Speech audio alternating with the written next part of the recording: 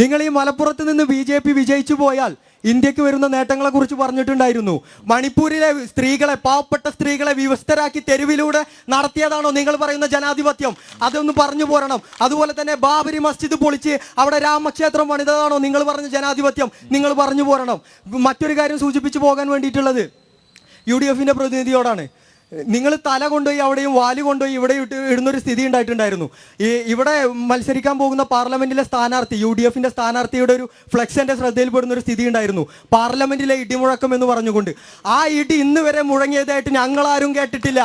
ജനങ്ങളുടെ പ്രശ്നത്തിന് വേണ്ടി, ജനങ്ങൾ അഭിമുഖീകരിക്കുന്ന പ്രശ്നത്തിന് വേണ്ടി ആ ഇടി പാർലമെന്റിൽ മുഴങ്ങിയത് ഞങ്ങളാരും കേട്ടിട്ടില്ല. മറ്റൊരു കാര്യം UDFന്റെ പ്രതിനിധി സൂചിപ്പിച്ചു.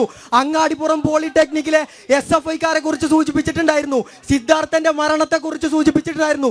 ഞാനൊന്ന് ചോദിക്കട്ടെ, ഞങ്ങളുടെ പ്രിയപ്പെട്ട സഖാവ് ജോബി ആൻഡ്രോസിനെ MSFന്റെ കൊലയാളി സംഘം എറിഞ്ഞെറിഞ്ഞല്ലേ കൊലപ്പെടുത്തിയത്? അത് നിങ്ങൾ ഇവിടെ പറഞ്ഞു പോരണം. BJPയുടെ പ്രതിനിധിയോട് നിങ്ങൾ ഇവിടുന്ന് ജയിച്ചു പോയാൽ എന്ത് നേട്ടമാണ് ഇന്ത്യക്ക് ഉണ്ടാവുക എന്ന് പറയണം.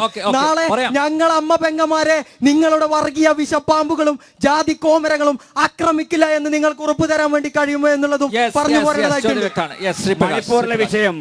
മണിപ്പൂരിലെ വിഷയം അറിയാത്തത് കൊണ്ടല്ല സഖാവ് ചോദിക്കുന്നത്, കുട്ടി സഖാവ് അറിഞ്ഞാണ് ചോദിക്കുന്നത്. മണിപ്പൂരിലെ വിഷയം രണ്ട് വിഭാഗമുള്ള ആളുകൾ തമ്മിലുള്ള വിഷയം. മറുപടി വേണ്ടേ? കേൾക്കാനുള്ള സഹിഷ്ണുത കാണിക്കണം. നിങ്ങൾ സിദ്ധാർത്ഥനോട് കാണിച്ച വാരി ഇവിടെ കാണിക്കരുത്. അതിന് സഹിഷ്ണുത കാണിക്കണം. മണിപ്പൂരിൽ രണ്ട് വിഭാഗങ്ങൾ തമ്മിലുള്ളത്, ഹിന്ദുക്കളും ഉണ്ട്, ക്രിസ്ത്യാനികളും ഉണ്ട്. എല്ലാ വിഭാഗം ആളുകൾ തമ്മിലുള്ള ഒരു കലഹമാണ് നടന്നത്. അവിടെ ഹിന്ദു ക്രിസ്ത്യൻ വർഗീയ കലാപമല്ല നടന്നത്. അവിടെ നടന്നത് ഹിന്ദു ക്രിസ്ത്യൻ വർഗീയ കലാപം എന്നല്ല എന്ന് മാത്രമല്ല, എത്രയോ കാലമായിട്ട് 1947 ഇന്ത്യ രാജ്യം സ്ഥാപിതമാകുന്നതിന് മുൻപ് തന്നെ അവിടെ രണ്ട് വിഭാഗം ആളുകൾ തമ്മിലുള്ള കലാപം നടക്കുകയാണ്. ആ കലാപത്തെ വേണ്ട രീതിയിൽ അടിച്ചൊടുക്കുന്നതിന് വേണ്ടി 4 തവണയാണ് ഇന്ത്യയുടെ ആഭ്യന്തര വകുപ്പ് മന്ത്രി അമിത്ഷാ ആ മണിപ്പൂരിൽ സന്ദർശിച്ചത്, ആ കലാപകാരികളുമായി സംസാരിച്ചത്. അവരുമായിട്ട് നയപരമായിട്ടും അല്ലാതെയും ഈ രാജ്യത്ത് മണിപ്പൂർ എന്ന് പറയുന്ന സ്ഥലത്ത് സമാധാനം സുരക്ഷിതമാക്കാൻ വേണ്ടിയിട്ടുള്ള എല്ലാ പ്രക്രിയയും ചെയ്ത രാഷ്ട്രീയ പ്രസ്ഥാനമാണ്, അല്ലെങ്കിൽ നേതൃത്വമാണ് BJPയുടെ നേതൃത്വം.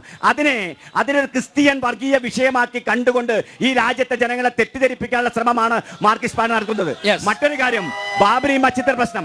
ബാബരി മസ്ജിദ് ശ്രീരാമ ജന്മഭൂമി തർക്കം പരിഹരിച്ചത് അത് ഇന്ത്യയുടെ പരമോന്നത നീതിപീഠമായ സുപ്രീം കോടതിയാണ് സഹോദര. സുപ്രീം കോടതിയാണ്. നിങ്ങൾ കൂക്കിയത് കൊണ്ട്, 100 പേർ കൂക്കിയത് കൊണ്ട് ഈ രാജ്യത്തൊന്നും സംഭവിക്കാൻ പോകുന്നില്ല. 140 കോടി ജനങ്ങളുടെ മാൻഡേറ്റ് കിട്ടിയിട്ടാണ് ഞങ്ങൾ 2 തവണ അധികാരത്തിൽ വന്നത്. ബാബരി മസ്ജിദ് രാമജന്മഭൂമി പ്രശ്നം സുപ്രീം കോടതിയുടെ വിധിയിലൂടെ രാമജന്മഭൂമിക്ക് ഈ രാജ്യത്തെ ഹിന്ദുക്കൾ രാമന്റെ ശ്രീരാമ ഭഗവാന്റെ ജന്മസ്ഥാനമെന്ന് കരുതുന്ന, അത് തെളിയിക്കപ്പെട്ട അതേ സ്ഥലത്ത് രാമജന്മഭൂമി കെട്ടുവാനും ബാബരി മസ്ജിദിന് സ്ഥലം വിട്ടുകൊടുത്തുകൊണ്ട് അത് സുപ്രീം കോടതി സെറ്റിലായ വിഷയമാണ്. ഇന്ന് ഈ രാജ്യത്ത് ശതമാനം അറിയില്ലെങ്കിൽ നിങ്ങൾ പറയരുത്. ശതമാനം അറിയില്ലെങ്കിൽ ഈ രാജ്യത്ത് ബാബരി മസ്ജിദ് എന്ന ഇഷ്യൂ ഒരു പ്രശ്നവുമില്ലാതെ സമാധാനപരമായി സുപ്രീം കോടതി വിധിയിലൂടെ അത് നടപ്പാക്കുവാനും അവിടെ പ്രാണപ്രതിഷ്ഠ നടത്തുന്നതിനും ഇന്ത്യയുടെ പ്രധാനമന്ത്രി കഴിഞ്ഞു വന്നത് അത്ഭുതകരമായ നേട്ടമാണ്. അതിന് വോട്ടുണ്ട് ജനങ്ങളുടെ.